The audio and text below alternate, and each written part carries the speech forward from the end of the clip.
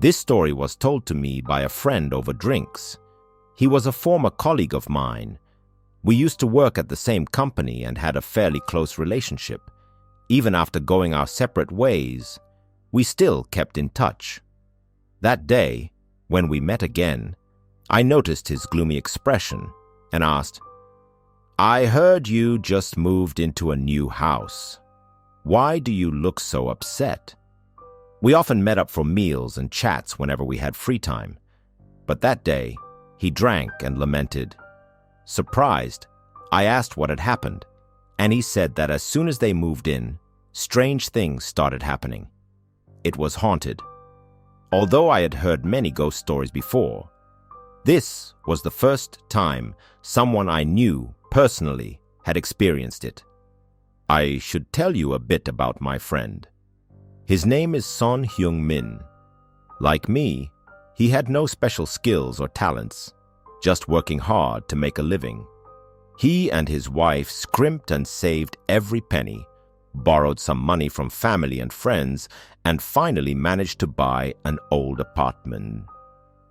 After a few drinks, Son began recounting the nightmare of that house. The apartment they bought was in an old residential building, one of the oldest high-rise complexes in the area. Because of its age, most of the residents were relocated families. On the weekend, Son and his wife used their free time to move in. Their son had been sent to his grandmother's house, so the couple happily settled into their new home. However, as soon as they stepped into the building, his wife felt something was off. In the hallway, right against the wall, there was an incense bowl filled with burnt-out incense sticks. Ashes from burnt paper offerings were scattered on the floor. "Don't be startled. There are many elderly people in this area. They probably just worship often," Son tried to reassure his wife. He had visited the apartment several times with the agent and knew that most residents were elderly. But his wife still felt uneasy. A chilling sensation crept through her body. From the moment she entered the building, she had felt a shiver down her spine. Suddenly, she pointed at the door of an apartment, her voice filled with worry. The whole building exuded a gloomy, heavy atmosphere, and many things seemed unsettling. Hanging on that door frame was a Bagua mirror. Everyone knows that Bagua mirrors are used to ward off evil spirits. Although Son felt a bit uneasy as well, the house was already bought. He couldn't just abandon it over something like this, could he? As they talked, the couple walked toward the elevator area. There were 2 elevators, but one seemed to be out of order. They pressed the call button. The working elevator looked quite old, and when the doors opened, it let out a sharp, ear-piercing screech, an unpleasant sound. The apartment Son bought was on the 17th floor. He pressed the button for the 17th floor. Just as he withdrew his hand, he suddenly heard a faint, wheezing breath. The button for the 13th floor also lit up. The couple froze. They were the only ones in the elevator, and Son was certain he had only pressed the 17th floor. So, why did the button for the 13th floor light up on its own? Although Son felt uneasy, he reassured his wife that it was probably just a malfunction of the old elevator. Trying to stay calm, Son quickly pressed the button for the 13th floor multiple times, hoping to cancel it. But no matter how many times he pressed, the light for the 13th floor remained on until the elevator finally stopped there. At that moment, the couple didn't even dare to breathe heavily. They stood still like statues, afraid that even the slightest movement might awaken something. They could only hold their breath, waiting for the elevator doors to slowly open. The doors creaked open ever so slowly. Outside, the hallway was completely empty, not a single soul in sight. The lights were off, and everything was shrouded in darkness, just as the couple thought it was just a pointless scare.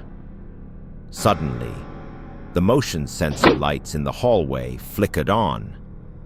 It was as if someone had just stepped out of the elevator and triggered them. Sun felt a chill run down his spine and quickly pressed the close button repeatedly. Only when the elevator doors fully shut did the couple finally breathe a sigh of relief. His wife, her voice trembling, said that when the elevator doors opened, she had distinctly felt something brush past her and step out. Hearing this, Sun suddenly had the same feeling, as if something really had just glided past them and exited. That night, after having dinner at his in-laws' house, the couple picked up their son. Sun's 6-year-old son was named Dudu. The little boy was excited about moving into their new home. The family of 3 chatted and laughed as they stepped into the elevator. Since no one else was around, Sun's wife pressed the close button. "Mom, why didn't you wait for that lady to get in too?" As soon as the elevator doors closed, Dudu suddenly asked. The boy wondered why his mother hadn't waited for the woman before closing the doors. It was just a simple question, but upon hearing it, both parents felt their hair stand on end. The mother turned to her son and asked, "What lady?" Clearly, while they were waiting for the elevator, there was no one else around but the 3 of them. Dudu said he couldn't see the woman's face clearly, only that she was wearing a purple blouse and had long hair. And since his mother hadn't waited for her and closed the doors instead, the woman seemed very angry. Dudu's tone was firm, not like he was making up a story. This made Sun and his wife feel increasingly uneasy. After a week, the family gradually got used to life in their new home. Although they still felt a little anxious whenever taking the elevator, they couldn't just abandon their apartment because of that. That evening, when it was time for dinner, the mother called Dudu to come eat, but there was no response. Sun went to his room to call him, but Dudu was nowhere to be found. They hadn't heard the door open at all, yet after searching the entire apartment, they still couldn't find any trace of him. Suddenly, Sun remembered that the apartment complex had a surveillance camera system, so he and his wife rushed to the security room in a panic. He hastily explained the situation to the security guard and quickly checked the surveillance footage to find Dudu. Finally, they spotted the boy in the recorded footage. On the screen, Dudu was raising one hand, as if holding onto someone's hand, and quietly stepped into the elevator.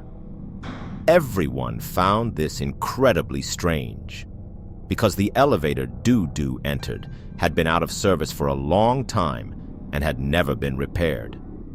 The security guard even confirmed that it had never been fixed. In the footage, Dudu stood still inside the elevator, but moments later, the button for the 13th floor suddenly lit up.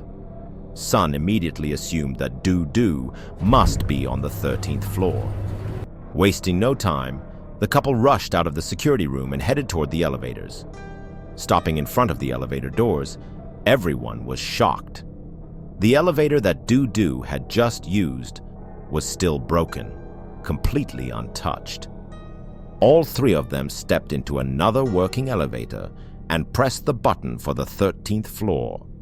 As the elevator slowly ascended, Sun could hear his heart pounding in his chest. Finally, the doors opened onto the 13th floor. The moment they stepped out, Sun and his wife froze. Right then, Dudu walked toward them from ahead. His mother immediately ran forward and hugged him tightly, scolding him anxiously for going out alone at night. The boy insisted that he hadn't run off on his own. He had heard a lady calling his name. Then, she took him to her house to play. Sun and his wife felt a chill run down their spines. To verify Dudu's story, they decided to let him lead them to the lady's house. Dudu guided them to an apartment door, but the door was locked tight, with old flyers stuffed in the gaps, and the walls were covered with layers of notices. It was clear that this unit had been abandoned for a long time. Why were there burnt joss paper ashes and offerings left in front of the door? The security guard seemed reluctant to talk about it. He quickly tried to change the subject and urged Sun and his wife to leave as soon as possible. Sun also didn't want to linger any longer, so they hurried back to the elevator. On the way down, after relentless questioning from Sun, the security guard finally told the truth. He explained that years ago, on the 13th floor of this building, a woman had lived there with her son. After her divorce, she had raised the child alone, struggling to make ends meet. But one day, both mother and son died inside the apartment due to carbon monoxide poisoning. Ever since their deaths, neighbors had repeatedly reported seeing the woman's figure wandering the building. To prevent her from causing disturbances, every year during certain holidays, longtime residents would leave joss paper and offerings in front of her apartment. Hearing this, I felt every hair on my body stand on end. I couldn't help but ask, since it was obvious that this building wasn't safe, why hadn't Sun moved out yet? He let out a heavy sigh, looking helpless. He had spent half his life saving up just to buy this apartment. Now he had no choice but to accept his fate. To this day, Sun still lives in that apartment complex.